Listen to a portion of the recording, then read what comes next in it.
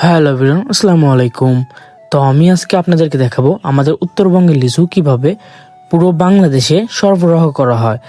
তো আমরা সকাল সকাল এসে লিচু পাড়তেছিলাম, আর যেগুলো লিচু আমরা মাটি থেকে হাতে পাই না তার ট্যানের মাধ্যমে পেরে থাকি।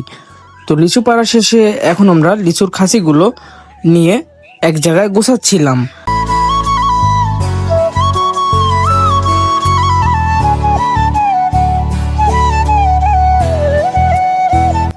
লিচুগুলো গাছ থেকে পাড়ার পর আমরা সুন্দরভাবে এক জায়গায় লিচুগুলো কাদি করি। তার পরবর্তীতে আমরা লিচু থেকে ফাটা লিচু, পচা লিচু এবং কি পট সকল কিছুই আলাদা করি। তো কাজের মাঝে আমরা আনন্দ করতেছিলাম।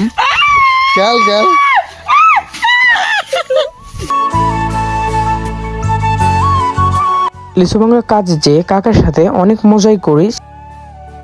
উত্তরবঙ্গের মধ্যে আমাদের নাটোরে লিচুর পরিমাণ অনেক বেশি, যেখানে প্রায় অধিকাংশ মানুষই নাটোর থেকে লিচু কিনে পুরো বাংলাদেশে সেল করে বিজনেস করতেছে।